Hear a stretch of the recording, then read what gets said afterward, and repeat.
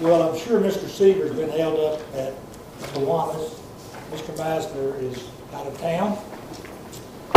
Please rise for the invocation by Reverend Whit Malone. Let us pray. Good and gracious God, for the gift of this day, we give you thanks. For our families and our friends, we give you thanks.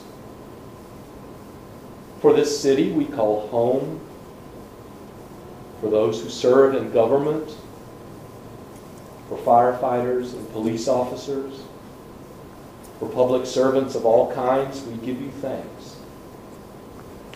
For the freedoms we too often take for granted, we give you thanks. And for the work you set before us this night, we give you thanks. Grant this body energy and wisdom, vision, and a spirit of cooperation as they seek to build up this community. We pray this in your holy name. Amen.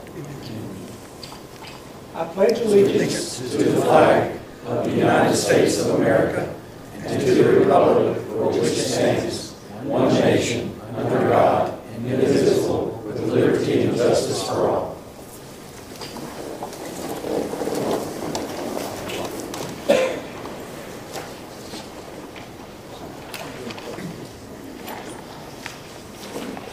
We have a special presentation by Mr. Mark Huckabee of our Business Council.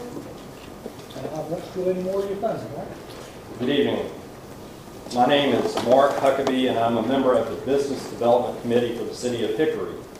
The purpose of the Business Development Committee, or the BDC, is to support the continuation and growth of existing as well as new business ventures in the Hickory community. As an extension of the Life Well Crafted brand, the City of Hickory established the Business Well Crafted Award to recognize and thank those businesses and their employees who have made a huge contribution and impact on this community for many generations. The award honors a business that has been in the Hickory area and operating for at least the last 75 years. The recipient of June's Business Well Crafted Award goes to Knipe and Lynn Electric Motor Company. Knipe and Lynn Electric Motor is one of the oldest continuously operating businesses in Hickory. The family-owned business was founded in 1918 by Charlie Knipe and was originally called Knipe Armature and eventually changed to Knipe and Son. In 1959, Doc Lynn started working for the company after leaving the United States Navy. Mr. Lynn eventually purchased the company from the Knipes and has been active in the business for over 55 years. Mr. Lynn's daughter, Sherry Mull, began working on motors at the age of 16 and now leads the company in the general manager role. In the mid-1970s, the company name was changed to Knipe and Lynn. Knipe and Lynn carries a large selection of new and used electrical motors and pumps, in addition to performing repair work on all types of similar equipment. The company has benefited from being located in such a strong manufacturing community, a community with a rich and proud manufacturing heritage. Perhaps one of the most admired attributes of the company has been its ability to adapt and change numerous times over the years as technology has changed drastically. Its 9 employees average more than 25 years of experience with the company. On a personal note, and as a longtime business customer of Knipe and Lynn, I truly admire their ability to not only survive over the years, but thrive during the many tough local economic difficulties, especially of recent years. It is my privilege now to invite Doc Lynn and his daughter Sherry Mull up to receive this month's Business Well Crafted Award.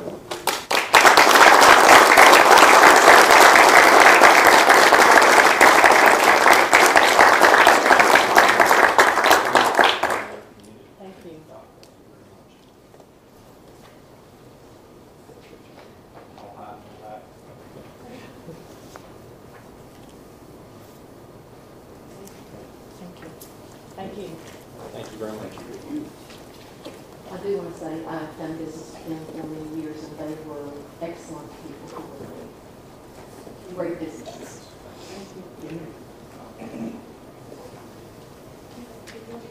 Those of us in business can only imagine how long 75 years is. Do we have a motion? Any person requesting to be heard? Okay. Mr. Moone, Cliff Moone would like to speak.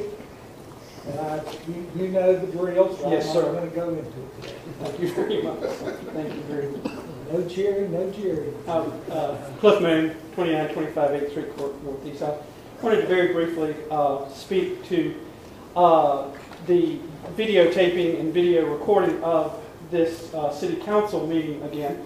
And I, again, commend you all for having saved a lot of money for doing it this way and not having to expend the money for a lot of vast changes here, which I don't think are really necessary anyway. I wanted to mention very briefly that I believe, if I'm correct, the city has full access to the government channel with your agreement with Charter Communications. And I would like to take this opportunity to once again, as a citizen, encourage you, based on things other people have said and I've said standing up here, to look into putting this meeting on the government channel at some time in the near future, as soon as it's practicable. A friend of mine sent me an email not too long ago from an acquaintance of his in Ohio. And this acquaintance happens to be a city councilman in a city of about, or a town of about 11,000 people. What struck him and what struck me, my friend, was that they video their commission meetings and put them on TV. Last week, 2 weeks ago, excuse me, we also heard, as we were talking about you were talking about inspiring spaces and other issues related to the budget, that there were citizens, including some very prominent citizens, who were not really aware of the Inspiring Spaces initiative. I continue to believe and continue to advocate that putting this council meetings on TV would not only enhance the knowledge of people in the community, which I think is really the ultimate important thing, but also would, I believe, encourage people to attend City Council. Thank you very much. Motion to approve the minutes of June 4th. Make a motion. Second. All in favor, please say aye. Aye. All opposed, no. Motion to reaffirm and ratify on second reading. So moved. Second. Motion by Mrs. Fox, second by Mr. Seaver. All in favor, please say aye. Aye. All opposed, no. That is unanimous. Mr. Meisner is not present. Anything to be removed from the consent agenda? Move approval of consent agenda, Mr. Mayor. Second. Motion by Mr. Lael, second by Mrs. Patton. All in favor, please say aye. Aye. All opposed, no. That motion is unanimous. That is carried unanimously.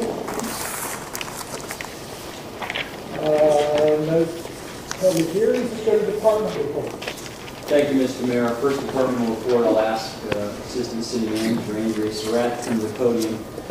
Ms. Surratt is going to present to Council an amendment to a joint economic development agreement that the city entered into with Turbotec Products. Thank you, Mr. Berry, Mayor, members of Council, Mr. Berry, Mr. Crone. Tonight I'm presenting to you just an amendment to a joint economic development agreement that Council approved back in April of 2010 with Turbotec Products. And Turbotec had been in a space over on off of Sweetwater Road, and then they moved into the old Haynes building, the former Haynes building, in our Fair Road Business Park at 2042 Fair Road Church Road. And so Turbotec also at that time received incentives, and for that then they said they would invest $3.5 million in new building upfit and renovations to the building, and $3.5 million total for upfit and renovations and machinery and equipment, and then also provide 73 new jobs, and that was a part of the incentive agreement. And for that investment, they would receive a total of $33,750 over a 3-year period back in property tax grants back to the company. And for that, then they agreed to do that under a certain timetable.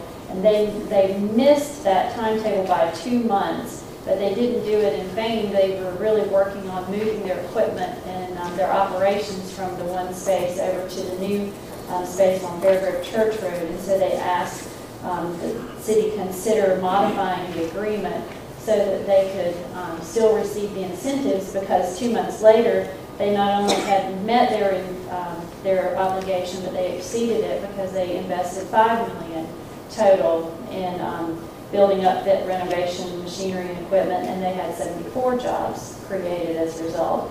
And so the modification tonight is to change the date in the original agreement from December 31st, 2012 to February 28th, 2013, and then extend that time period to maintain that investment in those jobs, extend it out to the end of 2019, December 31st, 2019. So those are the 2 changes in the agreement that we bring forth to you tonight. I went through that pretty quickly, so feel free to ask some questions that really relates to just amending the agreement and the timetables so that they can receive those incentives, and so that those incentives then trigger state investment as well. The state, there were matching requirements so that Turbotec could receive some state incentives as well. So this just keeps everything in order so that they meet their agreement. So why would we extend that for that long a time frame, just 2019? Well, because we would normally have had that. We did have that time period, let's see, in December. 10 years. Yeah, they needed to meet that for a certain period of time, and that was already established. Could you go back through and explain the extenuating circumstances? Right, well, I didn't go on the tour. Maybe Mr. Berry would address that. Yeah, I'd be happy to. The mayor and I actually went and met, as well as with county officials, with the folks from Turbotec, and did a tour of their plant facility. In simple and basic terms, it took them a year longer to relocate and move down here than they had thought. So when we had entered into the economic development agreement with them, they anticipated being able to move down here in about a year period of time. Because of the complexity of moving their business while still meeting the orders that were coming in and trying to relocate the equipment, it simply just took them basically almost a year longer to get completely relocated down here. So the time frame of the economic development agreement, they asked us basically just to shift the whole thing a year. So they haven't received any additional incentives, it's just moving it 1 year. But that needs to be amended by this body, since this is an agreement that you all entered into with them. And the county commissioners, I believe, did it at their meeting on Monday. Well, the major point that I got from that meeting was what they make, it's a very sensitive process that is tailored to each customer. And they assured every customer that this move would not affect the quality of the products that they were getting to them. And in order to maintain that quality, not have any blips, lost customers, they had to take longer. But a lot of key executives are already looking for property here.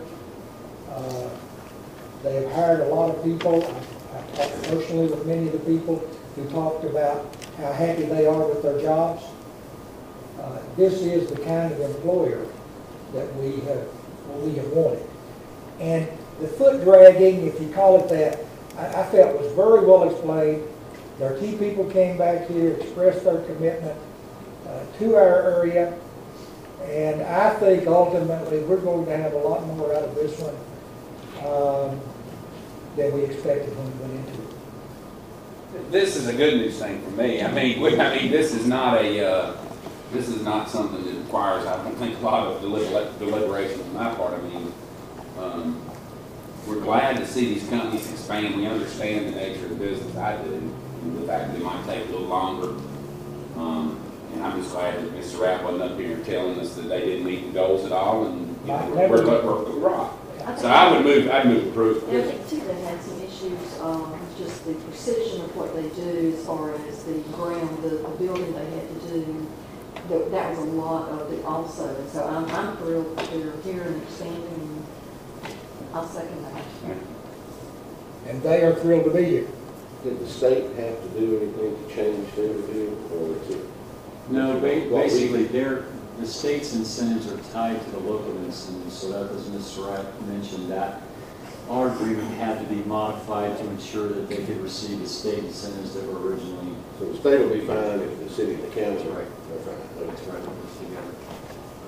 Now, as the mayor said, their equipment and process are so sophisticated, we actually had to sign non-disclosure or something documents. So the mayor understood what they were doing. I really didn't. But it was pretty impressive. As if I could have stolen a secret. I hope you haven't violated the non-disclosure here tonight.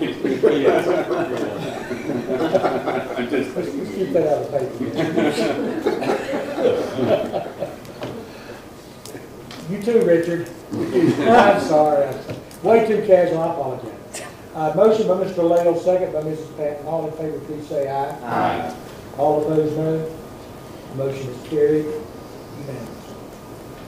Second department report, I'll ask Mr. Rapp to come back to the podium. This is another good news item. Is we're bringing to you all a request, an application for a vacant building revitalization grant for property at 74 8th Street Southeast, commonly known as Moretz Mill.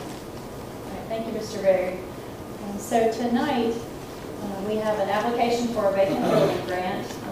And this is an application that goes through your Business Development Committee. And as you are familiar with this program, the grant allows for up to $30,000 to be reimbursed back to the company for eligible project costs for either $20,000 for demolitions and up to $30,000 for renovations.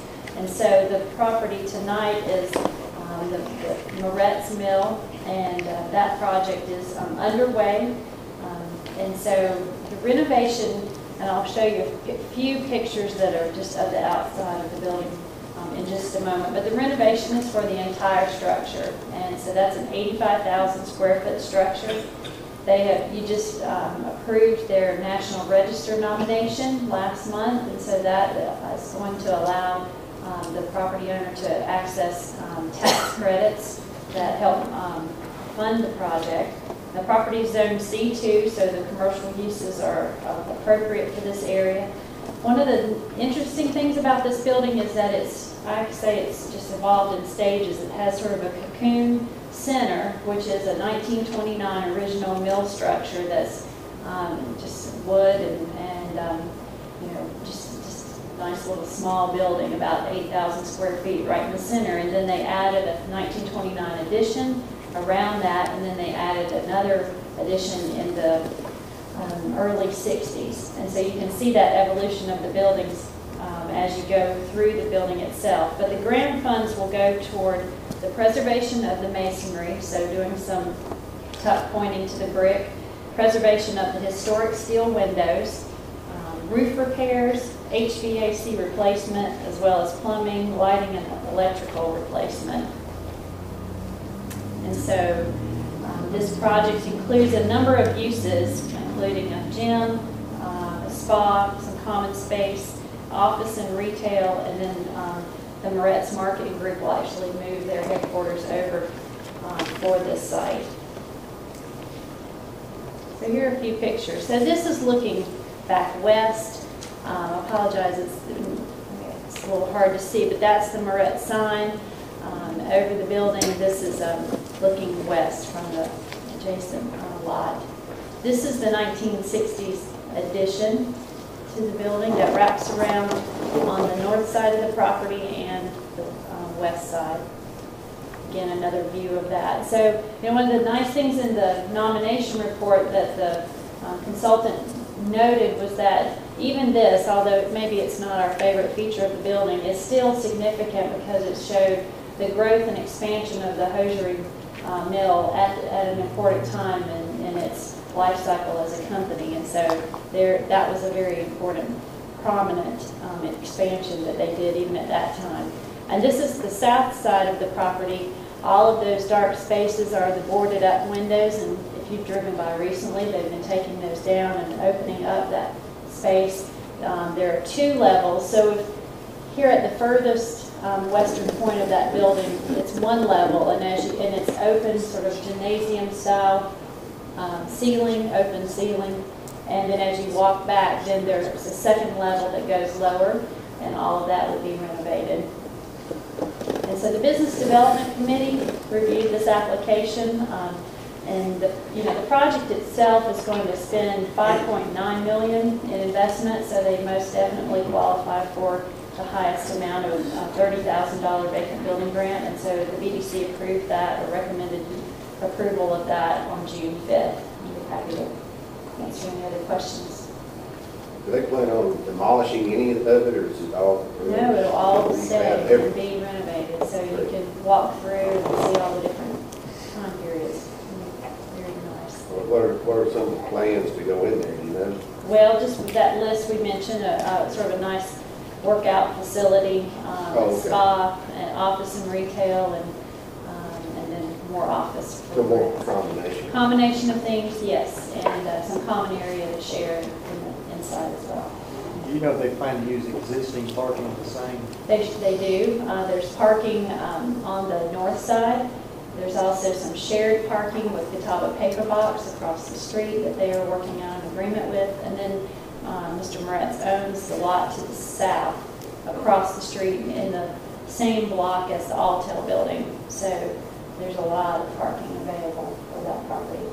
Well, I think this is what our whole thing was about, revitalizing areas, and what we've already seen happen over at the Holler Crossing. This will spur more development, so I would move approval. Second. Motion by Mrs. Patton, second by Mr. Seaver. Any discussion? All in favor, please say aye. Aye. All opposed, no. That's unanimous. And that is another inspiring space. And it's working out, it meets the general description of what we've been talking about, where we have, I'm presuming there's substantial tax credits going into this. So that's federal tax dollars, local dollars, and private investment. And we're making some things happen now, or we are seeing some things happen, and we want to keep seeing things happen.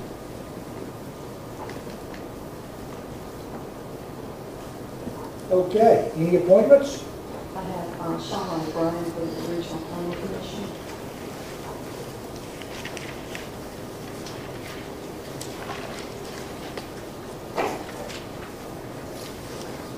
Any others? We have a second for that? Well, we need to appoint the youth council, I think, officially, because we have nominated people, but now the review committee has recommended the appointments. So I'll Ms. Patton, would you like to make that part of your motion? I'll make that part of the reappointments for the youth council. We've got a motion by Mrs. Patton. Second. Second by Mr. Seaver. Any discussion? All in favor, please say aye. Aye. All opposed, no. Motion carried. Matters not on the agenda. General comments?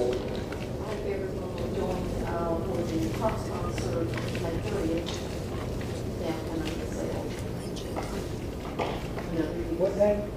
Sunday. Thursday. June. May 30th. Something else is May 30th. June has gone by fast. Talking about that, June 30th, yes. I've got 2 or 3 things I want to talk about, if I could, real quickly. Does anybody notice what a great job that Blair Cody has done on the building down there? Huh? I can't believe how much better that building looks. Blair Cody, down across from City Shoe. He has done a little more than just a facade. He's also put some decorative touches. And has covered up his heating and air conditioning units, and he's taken the facade up level with the front facade, and it looks like it looks very finished. Huh? It's like a new building. Well, if you get a chance, I think all of us, I've called and left a message about how nice I think it looks. I think it's at a gateway, and it's looking awfully good. If we could, as I drove through there, I thought, well, Ferguson would do something like that. Nah, I don't do it. Tax reform at the state level is not looking good for us, but it's on hold, so I don't know what the final result will be.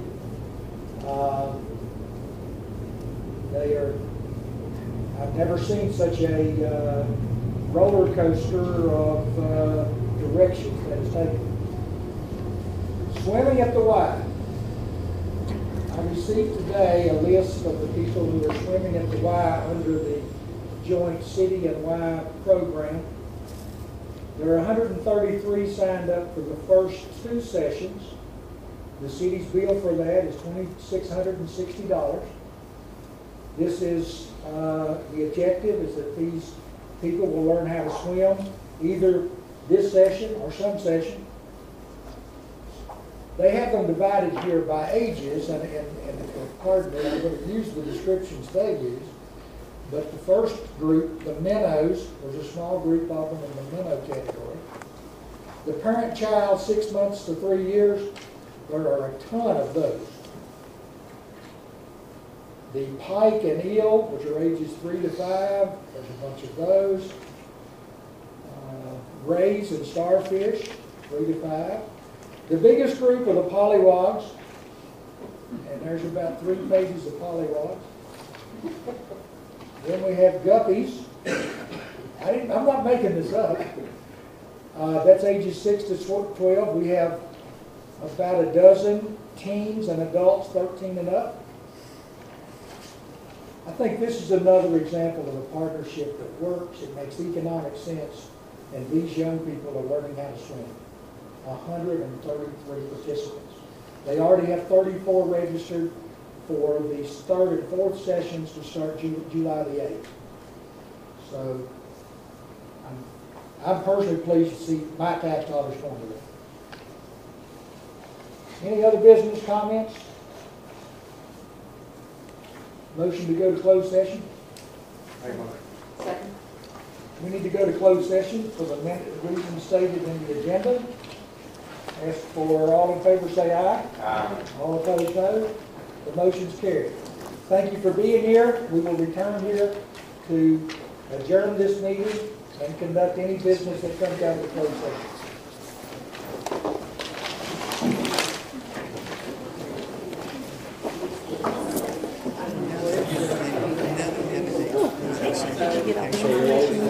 Oh, yeah. Okay, good.